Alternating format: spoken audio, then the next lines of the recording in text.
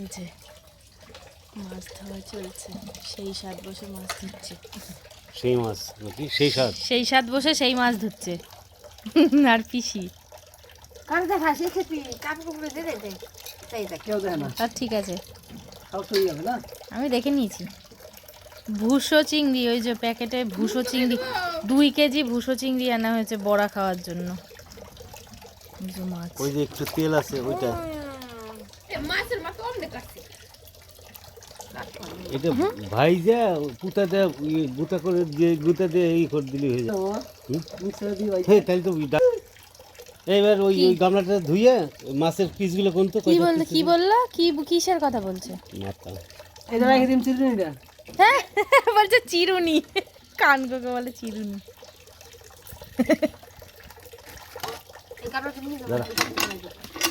ওই তেলটার মধ্যে একটা আঁশ আছে।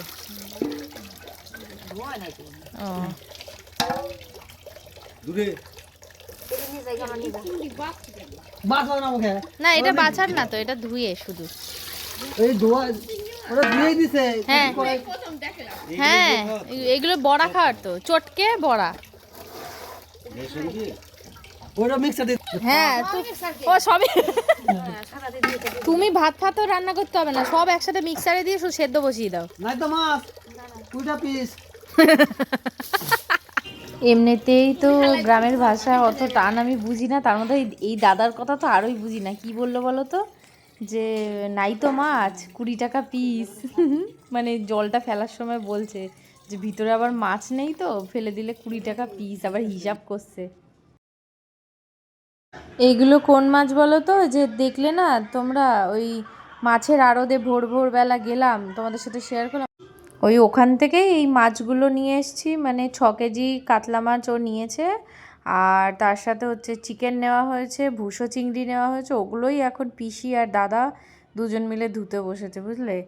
তো ওইটাই ভিডিও করছিলাম। মানে আমরা গেছিলাম 5:30টায় ভোর অন্ধকারে, আর ফিরেছি হচ্ছে 7:45-এ। বুঝতে পারছো মানে কি হারে বাজার করেছি আমরা ওখানে গিয়ে। তোমার কি হয়, ওই চৈতি কি হয়, চৈতি বলছে 1 কিলো, এ তো চটকালে এইটুকু হয়ে যাবে। হ্যাঁ ঠিক আছে, নাও 2 কিলো নাও। এটা হচ্ছে ওই বলে মনে হয় বাঁশপাতা মাছ তো দাও। হ্যাঁ মাছ।